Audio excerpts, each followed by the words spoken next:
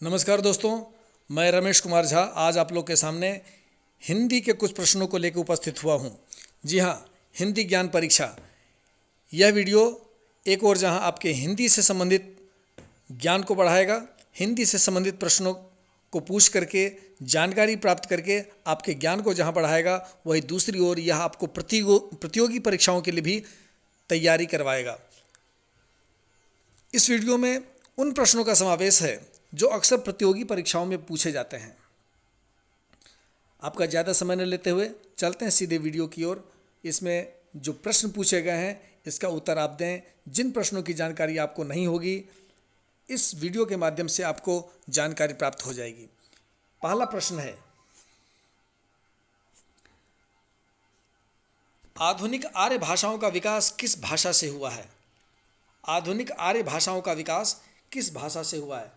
आपका उत्तर है संस्कृत। जी हाँ, बिल्कुल सही कहा आपने। आधुनिक आर्य भाषाओं का विकास जो है वह संस्कृत भाषा से हुआ है। दूसरा प्रश्न, प्राचीन नागरी लिपि का विकास किस सदी में हुआ? प्राचीन नागरी लिपि का विकास किस सदी में हुआ?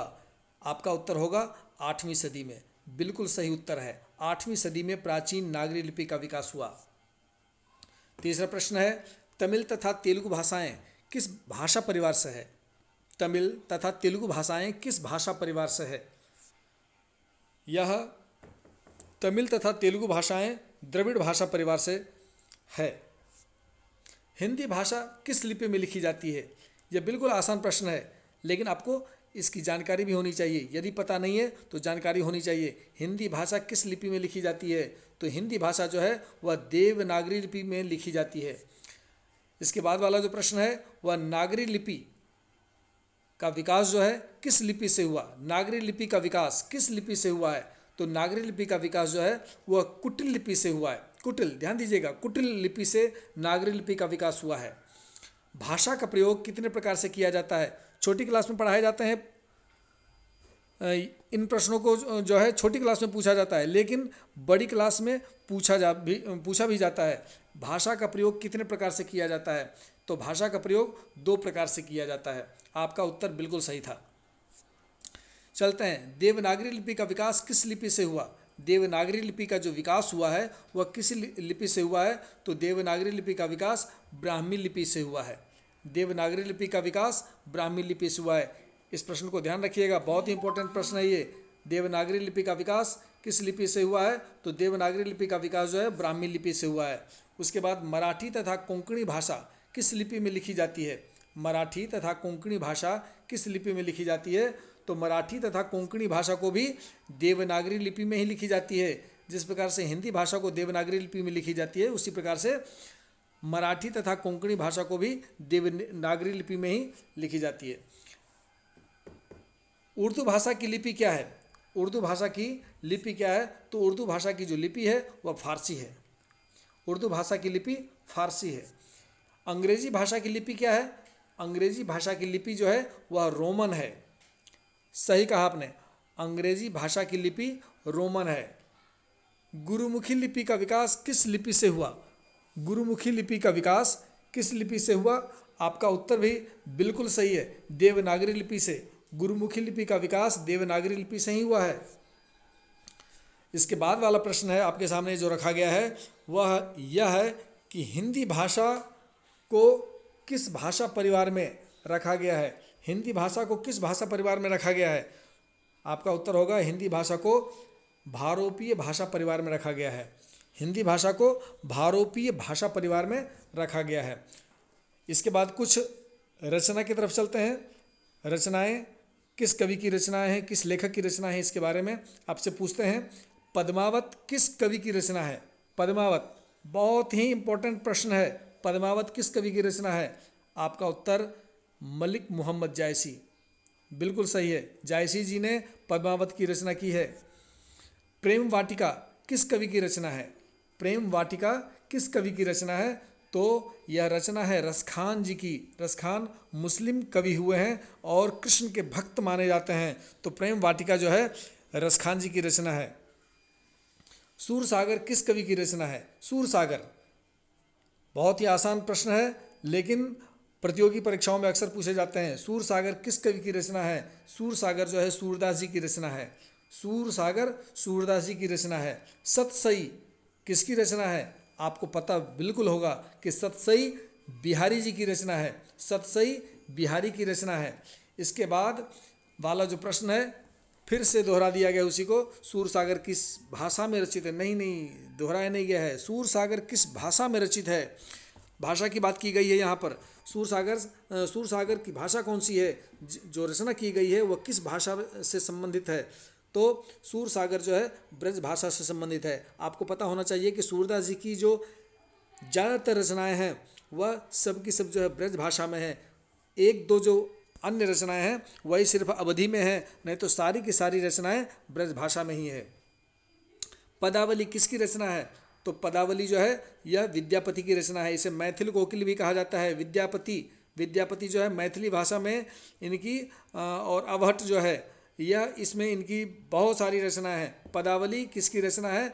तो आपका उत्तर होना चाहिए विद्यापति की रचना है। रंगभूमि के लेखक कौन है? रंगभूमि उपन्यास जो है उसके लेखक कौन है? तो रंगभूमि के लेखक जो उपन्यास सम्राट कहे जाते हैं मुंशी प्रेमचंद जी, उनकी रचना है यह रंगभूमि। और कुरुक्षेत्र के रचयिता कौन है? कुरुक्षेत्र जो रचना है वह किसकी है? तो आपका उत्तर भी बिल्कुल सही है, रामधारी सिंह दिनकर जी की रचना है कुरुक्षेत्र। इसके बाद मधुशाला के लेखक कौन है? बहुत ही इंपॉर्टेंट प्रश्न है यह। मधुशाला के लेखक कौन है? मधुशाला के लेखक हैं हरिवंश राय बच्चन जी की रचना है मधुशाला। इसके बाद वाला जो प्रश्न है इंडिका, अक्सर लोग भूल जाते हैं, इस प्रश्न पर ध्यान नहीं देते हैं, लेकिन प्रतियोगी परीक्षाओं में पूछे जाते हैं। कवि एवं उसकी रचनाओं के बारे में अक्सर पूछे जाते हैं। इंडिका के लेखक कौन है? इंडिका के रचनाकार कौन है? तो इंडिका के रचनाकार हैं मेगस्थनीज। जी हाँ, बिल्कुल सही है आपका उत्तर। मेगस्थनीज जो है इंडिका के लेखक हैं। श्रीमद् भगवत गीता के रचयिता कौन है? श्रीमद् भगवत गीता आपको पता होना चाहिए। श्रीमद् भगवत गीता जो है भीष्म पर्व से लिया गया है, महाभारत से। तो महाभारत के रचयिता जो हैं वही श्रीमद् भगवत गीता के भी हैं। तो महर्षि वेद व्यास जी जो हैं वह श्रीमद् भगवत गीता के रचयिता हैं, उसके रचनाकार हैं। गीतांजलि के रचनाकार कौन है? गीतांजलि, जिसके लिए उन्हें नोबेल प्राइज भी मिला था। गीतांजलि के रचनाकार कौन है? तो गीतांजलि के रचनाकार रविंद्रनाथ ठाकुर जी हैं। रविंद्रनाथ ठाकुर बिल्कुल सही उत्तर है। गीतांजलि के रचनाकार रविंद्रनाथ ठाकुर हैं। साकेत किसकी रचना है? साकेत बहुत ही इंपॉर्टेंट प्रश्न है यह। साकेत किसकी रचना है? साकेत जो है यह हमारे राष्ट्र कवि मैथिली शरण गुप्त जी की रचना है साकेत। फिर से यह प्रश्न आ गया है, कुरुक्षेत्र के रचनाकार कौन है? आपको पता है, आपने पहले भी उत्तर दिया है। कुरुक्षेत्र के रचनाकार रामधारी सिंह दिनकर जी हैं।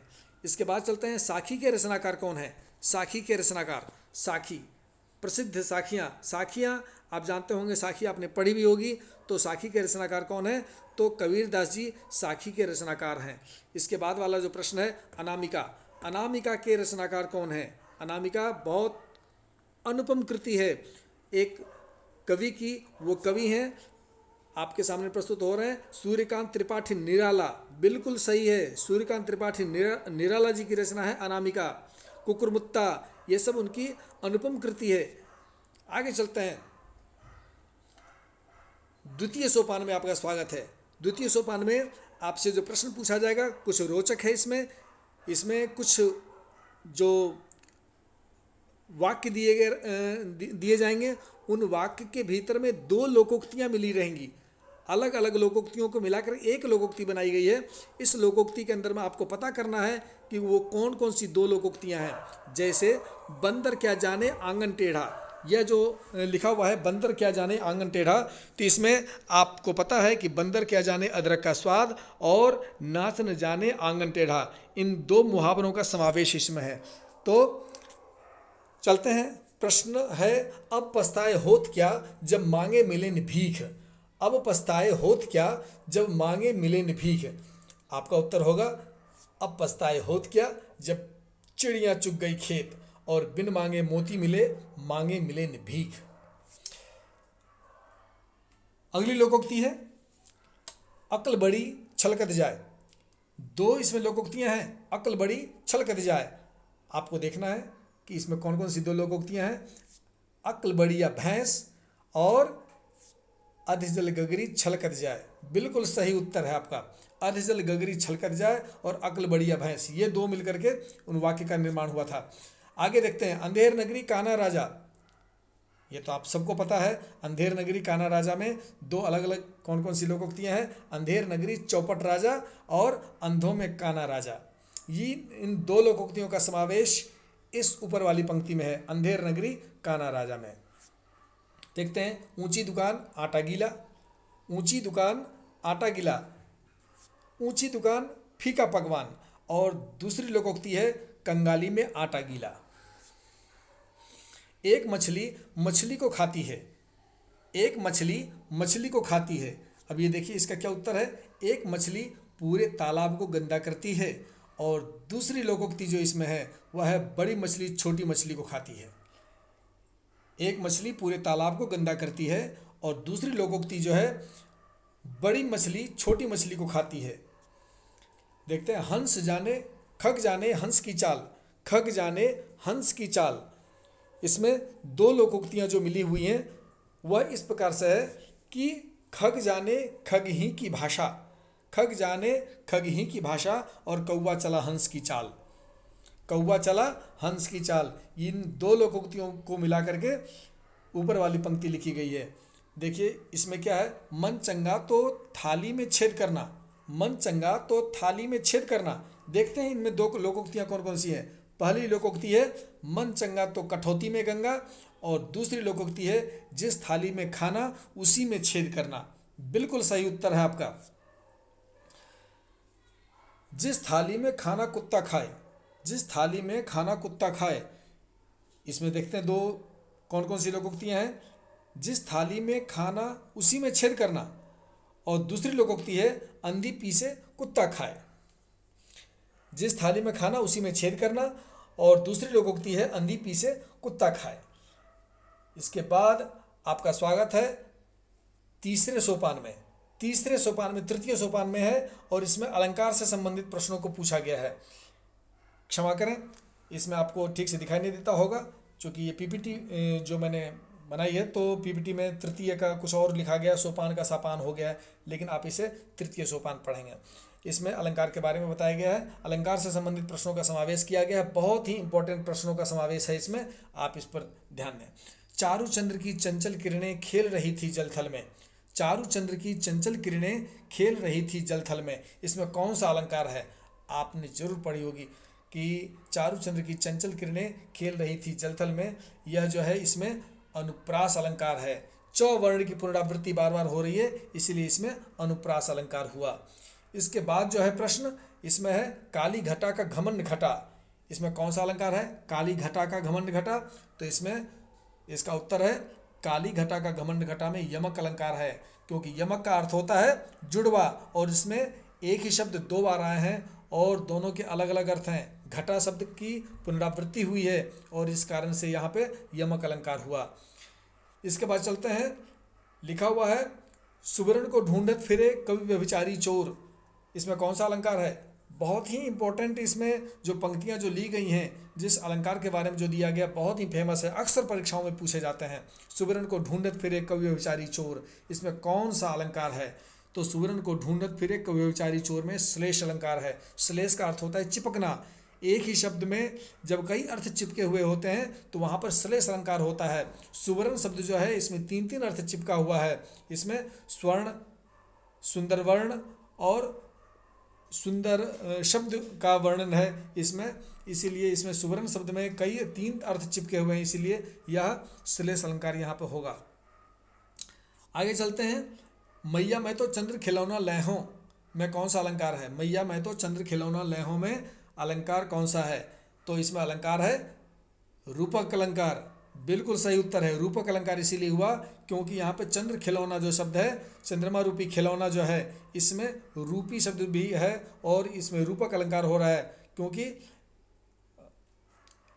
चंद्रमा और खिलौना में दोनों में एक रूपता, रूप गुण की अत्यंत सामीप्यता के कारण जब अभेद स्थापित हो जाता है तो वहाँ पे रूपक अलंकार होता है। तो आप जानते हैं, इसीलिए यहाँ पर चंद्र खिलौना में रूपक अलंकार का प्रयोग किया गया है। इसके बाद वाला जो प्रश्न है, यह चतुरानन निज नयन निहारी में कौन सा अलंकार है? चतुरानन निज नयन निहारी, तो इसमें आपको पता होगा चतुरानन निज नयन निहारी में अनुप्रास अलंकार है, क्योंकि निज नयन निहारी 9 वर्ण की पुनरावृत्ति होने के कारण यहाँ पर अनुप्रास अलंकार हुआ है। फिर से आगे जो प्रश्न है वह है, तू मोहन के उर्वशी वह उर्वशी समान में कौन सा अलंकार है? तू मोहन के उर्वशी वह उर्वशी समान में कौन सा अलंकार है? यहाँ पे आप देख रहे हैं कि उर्वशी उर्वशी 2 बार आया है और दोनों उर्वशी का अर्थ अलग अलग हो रहा है, इसीलिए यहाँ पे हो जाएगा यमक अलंकार। बिल्कुल सही उत्तर है यमक अलंकार। इसके बाद वाला जो प्रश्न है, 3 बेर खाती तेवे 3 बेर खाती है, 3 बेर खाती तेवे 3 बेर खाती है। यहाँ पे ये इस वाक्य में भी बेर शब्द जो है इसमें 2 बार आया है और दोनों बेर का अर्थ अलग अलग होता है, इसलिए यहाँ भी हो जाएगा आपके यमक अलंकार। यमक मतलब होता है जुड़वा, और एक ही वाक्य में किसी पंक्ति में, किसी काव्य की पंक्ति में किसी भी वर्ण की पुनरावृत्ति हो और किसी भी शब्द की पुनरावृत्ति हो और उस शब्द का अर्थ भी भिन्न भिन्न हो, क्योंकि यमक अलंकार की परिभाषा है वह शब्द पुनि पुनि फिरे अर्थ भिन्न ही भिन्न। एक ही शब्द बार बार आ जाए और उसके अर्थ अलग अलग हो जाए, वहाँ पे यमक अलंकार होता है, तो यहाँ पर यमक अलंकार हुआ है इसीलिए। इसके बाद तरणि तनुजा तट तमाल तरुबर बहुछाये में कौन सा अलंकार है? आप जानते हैं, आपने पढ़ा भी होगा, तरण तनुजा तट तमाल तरुबर बहुछाये, तो वर्ण की पुनरावृत्ति होने के कारण यहाँ पर हो रहा है अनुप्रास अलंकार। इसके बाद है चौथे सोपान में आपका स्वागत है। इसमें दृश्य ज्ञान परीक्षा, आप हिंदी से संबंधित जो लेखक हैं, कवि हैं, उनको आप कहाँ तक जानते हैं, उनके चेहरे से कहाँ तक पहचानते हैं, इसके बारे में परीक्षा है। आप देखते हैं कहाँ तक उत्तर दे पाते हैं। आप पहचान रहे होंगे इन्हें, ये कौन है? यदि नहीं जानते हैं तो मैं आपको बताता हूँ, ये हैं गोस्वामी तुलसीदास जी। गोस्वामी तुलसीदास जी जिन्होंने रामचरितमानस की रचना की, विनय पत्रिका की रचना की, अनेक ग्रंथों की रचना की, वह है गोस्वामी तुलसीदास जी। इसके बाद इन्हें आप पहचानते होंगे, इनका बहुत बड़ा नाम है, ये है सच्चिदानंद हीरानंद वात्स्यायन अज्ञेय। इन्हें अज्ञेय जी भी कहा जाता है, लेकिन इनका पूरा नाम है सच्चिदानंद हीरानंद वात्स्यायन अज्ञेय। इसके बाद जो ये प्रख्यात विद्वान आपके सामने दिखाई दे रहे हैं, इनकी तस्वीर जो है काशी के थे और अंधेर नगरी चौपट राजा के रचनाकार आपके सामने भारतेंदु हरिश्चंद्र जी। भारतेंदु हरिश्चंद्र जी आपके सामने, उन्हीं की तस्वीर है भारतेंदु हरिश्चंद्र जी। इसके बाद इन्हें आप देखिए, आप इन्हें पहचानते होंगे, बिल्कुल सही पहचाना आपने, ये हमारे प्रिय कहानीकार फणीश्वर नाथ रेणु जी हैं। आंचलिक रचना के लिए प्रसिद्ध थे यह कवि और अभी भी प्रसिद्ध हैं, इनकी बराबरी करना मुश्किल है। आंचलिक रचना में, आंचलिक रचनाकार में इनकी कोई भी दावेदारी नहीं है, फणीश्वर नाथ रेणु जी। इसके बाद इन्हें आप देख रहे होंगे, ये जो कवि हैं बहुत बड़े प्रख्यात कवि ये हुए हैं, यह है नागार्जुन, जिन्हें भवनाथ मिश्र भी कहा जाता है। दरभंगा जिले में सतलखा गांव में इनका जन्म हुआ था 1911 ईस्वी में। आगे चलते हैं, इन्हें कौन नहीं जानता है, मधुशाला के लेखक हरिवंश राय बच्चन जी हैं। ये हरिवंश राय बच्चन, इन्हें भी आप जानते होंगे, काशी के बहुत बड़े कवि नाटककार, इनका नाम है जयशंकर प्रसाद। इन्हें आप जरूर पहचानते होंगे, इनके नाम से तो एक हिंदी का युग चला। ये हैं महावीर प्रसाद द्विवेदी जी, द्विवेदी युग। महान कवयित्री जिन्हें ज्ञानपीठ पुरस्कार प्राप्त हुआ था, वो है महादेवी वर्मा। ये हमारे राष्ट्र कवि आप जानते होंगे, मैथिली शरण गुप्त जी हैं। इन्हें आप जरूर जानते होंगे, उत्तराखंड के थे और अमिताभ बच्चन का नाम अमिताभ रखने में इन्होंने ही नाम सुझाया था कि अमिताभ नाम रखे, नहीं तो अमिताभ बच्चन का पहले नाम इकबाल था। ये हमारे प्रकृति के चितेरे कवि सुमित्रानंदन पंत जी हैं, प्रकृति के सुकुमार कवि सुमित्रानंदन पंत जी हैं। यह चतुर्वेदी जी हैं, मध्य प्रदेश के हैं। माखनलाल चतुर्वेदी जी, माखनलाल चतुर्वेदी जी, इनके नाम पर में यूनिवर्सिटी भी है, माखनलाल चतुर्वेदी विश्वविद्यालय मध्य प्रदेश में है। यह महान लेखिका, आप इन्हें जरूर जानते होंगे, मन्नू भंडारी जी हैं। इन्हें कौन नहीं जानता है। ये हमारे बहुत बड़े कवि और प्रकृति के बारे में जो लिखने वाले, इनके जो कविताएं जो होती प्रकृति से संबंधित, ऐसे सूर्यकांत त्रिपाठी निराला जी हैं। यह उपन्यास सम्राट, कलम के जादूगर और न जाने किन किन नामों से इन्हें लोग जानते हैं। यह है हमारे मुंशी प्रेमचंद जी। मुंशी प्रेमचंद जी, यह इनकी जो छवि आपके सामने दिखाई दे रही है, यह हमारे राष्ट्रकवि रामधारी सिंह दिनकर जी हैं। धन्यवाद आपको इस वीडियो को देखने के लिए। और इस वीडियो को, यह वीडियो यदि आपको पसंद आई हो तो प्लीज़ आप इसे लाइक करें, शेयर करें और चैनल को सब्सक्राइब ज़रूर कर लीजिएगा। अपने मित्रों को इस वीडियो को भेजें ताकि वे भी इनसे लाभान्वित हो। चैनल को सब्सक्राइब कीजिए ताकि ऐसे और भी बहुत सारी वीडियो जो बनाई जाएगी वह सबसे पहले आपको प्राप्त हो। धन्यवाद, बहुत बहुत धन्यवाद। बने रहिए।